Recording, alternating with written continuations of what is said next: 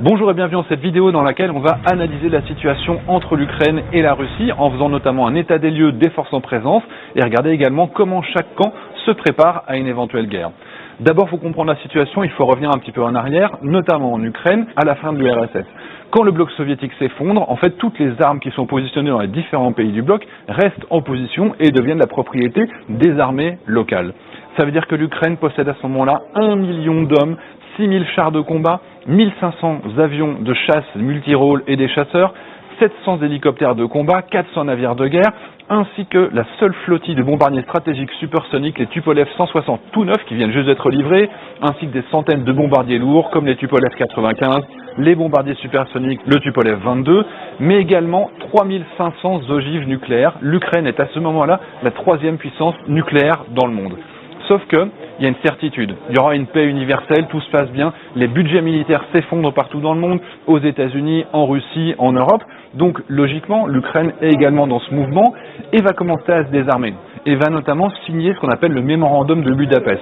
C'est un accord par lequel l'Ukraine accepte de rétrocéder la totalité de ses armes nucléaires à la Russie en échange d'un engagement, d'une signature de protection de ses frontières de 1991 par la Russie, qui est le grand frère, les États-Unis pour contrebalancer, également la Chine, la France et la Grande-Bretagne. Donc l'Ukraine a la certitude qu'elle va être défendue et cette garantie de paix, elle est confirmée en 1997 par la signature entre l'Ukraine et la Russie d'un accord qui s'appelle l'accord de fraternité, dans lequel la Russie reconnaît les frontières de l'Ukraine de 1991, c'est-à-dire qu'elle dit officiellement que la Crimée fera toujours partie de l'Ukraine.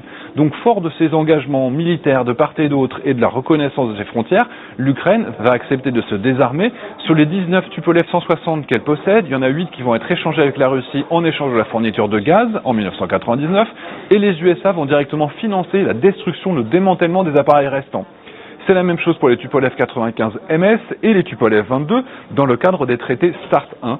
Il y a une destruction ou un retour en Russie du matériel et l'année suivante, c'est encore 1300 missiles balistiques et missiles de croisière qui vont être détruits. Les forces terrestres, elles suivent exactement le même mouvement. Vous avez le traité sur les armes conventionnelles en Europe qui impose une réduction et du coup, les forces armées sont quasiment laissées à l'abandon. Il n'y a plus aucune modernisation, il n'y a plus aucun achat qui va être réalisé jusqu'en 2014. À l'époque, il y a seulement 400 aéronefs qui vont être opérationnels à la veille de la guerre de 2014. Du coup, cette guerre, elle est très destructrice, évidemment. En 2015, vous n'avez plus que 222 appareils qui sont encore opérationnels. Dans le détail, 19 MiG-29 qui sont dédiés à la supériorité aérienne, 16 Sukhoi 27 qui sont des intercepteurs longue portée, 15 Sukhoi 25 qui sont orientés sur l'attaque au sol et le soutien aérien rapproché, et 11 Sukhoi 24 qui sont des bombardiers tout temps. Donc c'est vraiment la pire attrition qu'une armée ait connue au moins dans les 30 dernières années. Même l'armée de l'air syrienne ou irakienne n'ont pas été détruites dans une telle proportion. Du côté de la marine, c'est la même chose, elle perd 70% de ses forces, et l'armée de terre, plus de 50% du matériel opérationnel est détruit. Et donc, cette destruction de l'armée ukrainienne, elle est due évidemment à cause des combats qui sont très très intenses, mais également par le pillage des stocks, parce qu'évidemment tous les stocks qui sont situés dans l'Est, qui est séparatiste, il y a beaucoup de matériel qui sont récupérés par les séparatistes eux-mêmes, et puis il y a des défections, notamment la marine située en Crimée, il y a beaucoup de militaires qui rejoignent officiellement la partie russe et qui se considèrent comme russes à partir de là. Donc l'Ukraine est effondrée militairement et évidemment elle a besoin de remonter en puissance. Donc il y a des investissements qui commencent à être faits à cette époque-là, il y a des avions qui sont remis en état, donc aujourd'hui il y a à peu près 20 avions de chasse supplémentaires que ce qu'on avait au lendemain de la guerre en 2015. Et ils ont tous été modernisés avec des standards qui sont très intéressants, évidemment une avionique qui est modernisée, des capteurs de meilleure qualité, des nouveaux radars, des systèmes infrarouges plus efficaces, l'intégration également de missiles occidentaux, mais également l'acquisition directement de drones, notamment les drones d'origine turque, le TB2 qui est construit localement en Ukraine, qui a prouvé du coup sa valeur à de nombreuses reprises sur certains théâtres d'opération, notamment face au matériel russe en Libye, en Syrie et en Arménie, même si évidemment les résultats sont un petit peu plus faibles maintenant que les Russes ont adapté leur matériel à la présence de ce Bayraktar TB2, mais néanmoins, il a déjà été intégré dans les forces, puisqu'on a une première utilisation du TB2 par l'Ukraine contre un obusier séparatiste qui venait de tuer un soldat ukrainien en octobre 2021. Donc c'est intéressant d'avoir cette coordination entre un vecteur aérien et l'armée de terre, c'est quelque chose qui est très nouveau pour eux, mais du coup c'est opérationnel. Du côté des hélicoptères, il y a 35 Mi-24 le Hind et il y a 30 Mi-8 le HIP de transport, et les États-Unis ont également fourni 5 Mi-17 qui devaient normalement être fournis à l'armée afghane, mais du coup c'est revenu en Ukraine. L'armée de terre, de son côté, elle a eu un retour d'expérience qui était très intéressant, évidemment, des conflits et de la guerre de 2014. Ça fait quand même 7 ans qu'ils sont officiellement en guerre. Et l'Ukraine, elle a de la chance parce qu'également à la fin de l'URSS, il y avait 30% de l'industrie de l'armement de l'URSS qui était chez elle et donc elle a encore de beaux restes. Elle améliore ses chars T-72 au standard OTAN, le même standard qu'on a notamment en Pologne. Il y a le développement de nouveaux véhicules d'appui-feu, notamment le BTR-3E avec son canon de 90 mm à entraînement électrique avec un contrôle de tir numérique jour-nuit d'origine belge. Il y a les équipements du Fantassin qui sont largement améliorés avec notamment la mise à disposition de missiles anti-chars et de caméras infrarouges, un nouveau fusil d'assaut qui est inspiré du M16, la protection individuelle qui est améliorée avec des casques et des gilets pare-balles, et le matériel est pour partie compatible avec les normes OTAN, notamment quand on leur fournit de l'optique ou des systèmes de désignation laser. Les matériels soviétiques de l'époque peuvent du coup monter en compétence parce qu'on fournit du matériel à côté, ça marche réellement ensemble, c'est une vraie montée en puissance pour l'armée ukrainienne. Par contre, ils n'ont pas eu le temps de mettre à jour leurs 800 chars qui sont aujourd'hui opérationnels, qui sont principalement des chars de bataille, des T-64 et des T-72.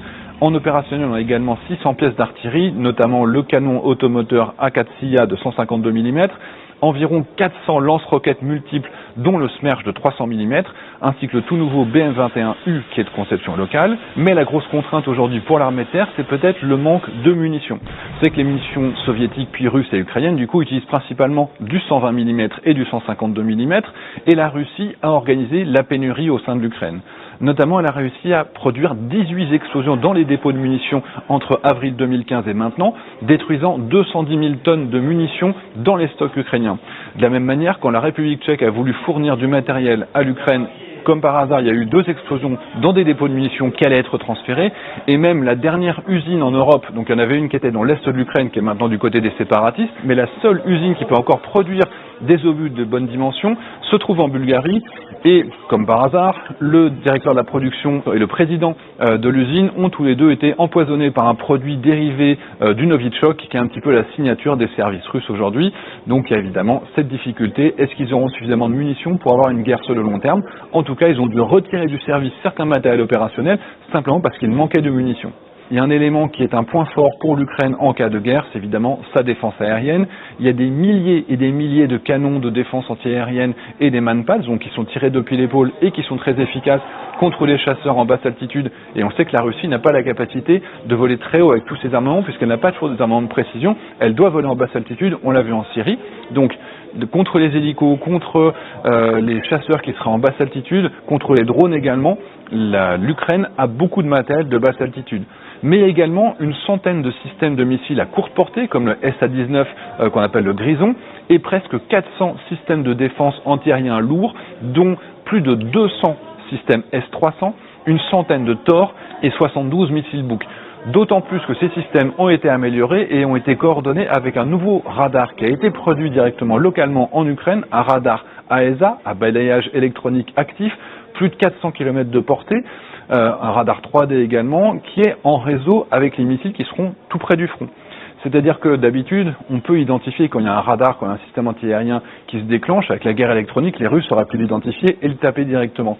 Sauf que là, avec ce radar à très longue portée, il reste derrière le front, et par contre, il peut communiquer aux missiles qui seraient en première ligne, comme ça directement les chasseurs ou les hélicos qui arriveraient en première ligne, ils se font descendre sans avoir pu détecter qu'il y avait un système antiaérien qui était directement caché sur place. Donc on se doute qu'il y a des questions de renseignement, n'empêche que c'est une très grosse force.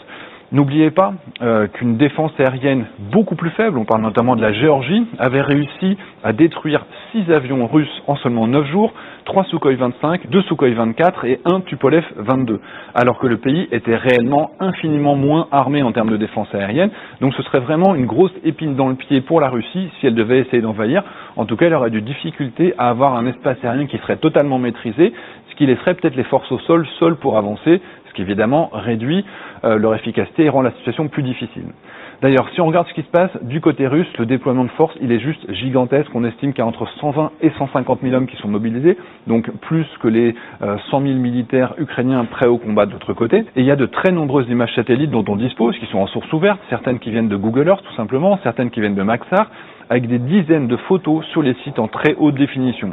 Par exemple, en Crimée, vous avez ici 2 photos du même endroit, à quelques semaines d'intervalle. On voit que les zones qui étaient vides sont maintenant remplies, avec notamment des chars. Quand on zoome ici, on voit ces pièces d'artillerie avec les canons. Ici, quand on monte, on a également de nombreux blindés, encore des canons. On change de zone toujours en Crimée, ici quand on est à Novozavnoï, on voit des chars et 2 images qui permettent de voir encore une fois cette évolution et l'accumulation de troupes. À Bakhchisarai, on voit encore une fois de nombreux tanks et quand on zoome, on voit à quel point ils sont alignés les uns à côté des autres, donc ça fait des masses qui sont très importantes. Du côté de la Biélorussie, on peut par exemple zoomer sur Bretsky qui est à la frontière ukrainienne, il y a énormément de véhicules. À Osipovitchy, on voit notamment les missiles Iskander, qui sont des missiles balistiques sol-sol à 400 km de portée. Donc même s'ils ne sont pas directement sur la frontière, c'est vrai qu'ils menacent directement l'Ukraine. Si on regarde également à Obuzleznovski, on voit des transports de troupes et des blindés. À Reshitsa, il y a des campements, des tentes énormes. Il y a également des Iskander qui sont détectés à Yelsk.